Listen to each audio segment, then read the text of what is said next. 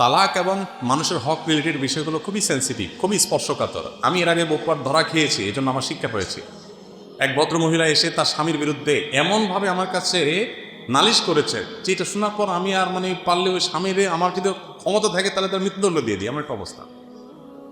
তো এখন বলেছে আমি কি তার সংসার করা উচিত ভাই? তাই বললাম এইরকম মানুষ হলে কীভাবে সংসার করা উচিত কাউ? তো যাই হোক, আমার পরামর্শ, আমি তো খুব কাটকাট পরামর্শ সাধারণত এই সমস্ত ক্ষেত্রে দেই না, তারপরও যেটুকু দিয়েছি আমার ইঙ্গিতের কথার কারণে এই ভদ্র মহিলা মোটামুটি ওই ভদ্রলোকের ভাত খাওয়া বন্ধ করার ডিসিশন নিয়ে স্টেপ নেওয়া শুরু করেছে। সামহাও সে ভদ্রলোক কোনোভাবে জানতে পেরেছেন এই যে ভদ্রমহিলা আমার কাছ থেকে উত্তর নিয়ে এই আকামটা করতে যাচ্ছেন।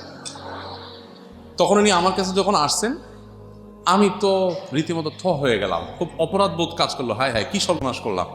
ওই ভদ্রলোক বলছে, ভাই আপনি কি জানেন এই বেচারি তিলরে তাল বানায় বলছে বাস্তবতা এইটা। তো পরে আমি তওবা করে ওই ভদ্র মহিলার কাছে আবার বার্তা পাঠানোর চেষ্টা করলাম যে বোন, দুজন একসাথে আসেন, দোনো আসামি একসাথে আসেন, তারপরে আলাপ হবে ইনশাআল্লাহ। তো তালাকের বিষয়গুলো খুবই জটিল এবং স্পর্শকাতর, এবং একটু ভুল কিছু হলে অনেক সর্বনাশ হতে পারে।